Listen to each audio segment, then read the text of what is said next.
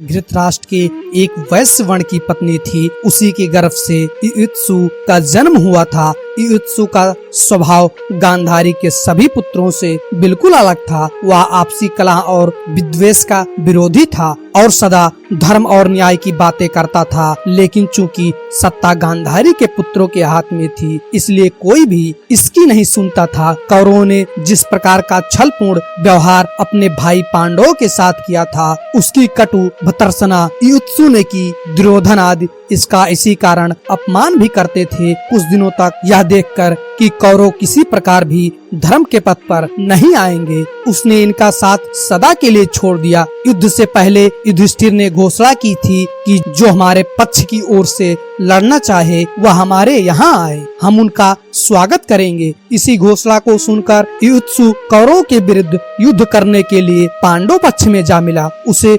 विश्वासघाती भी कहा गया, लेकिन उसने इसकी तनिक भी परवाह नहीं की, क्योंकि उसके सामने परिवार और कुल की मर्यादा के ऊपर धर्म और सत्य की मर्यादा थी। उसी की प्रेरणा से उसने कुल और परिवार के उन बंधनों को काट दिया था जिन्हें भीष्म जैसे योगी और द्रोणाचार्य जैसे पंडित भी नहीं काट पाए थे। भीष्म पितामह और द्रोणाचार्य पूरी तरह समझते थे कि कौरवों ने पांडवों के साथ अन्याय किया है। यहाँ तक कि उन्होंने स्वयं अपने सामने द्रौपदी का अपमान होता हुआ देखा था, फिर भी अपनी आंखें नीचे झुका ली। वह कौरवों के इस अन्यायी पक्ष का साथ तो छोड़ना चाहते थे, लेकिन नमक के धर्म में बंधे रहकर इसके लिए साहस नहीं जुटा पाते थे। बार बार भीष्म ने दुर्योधन को बुरा कहा, लेकिन अंत में युद्ध उसकी सेना का सेनापति बनकर किया। द्रोण ने भी ऐसा ही किया। द्रोण ने तो उस वीर बालक अभिमन्यु के अन्याय पूर्वक वध में भी सहयोग दिया था। इसकी तुलना में यदि हम युयुत्सु को रखें तो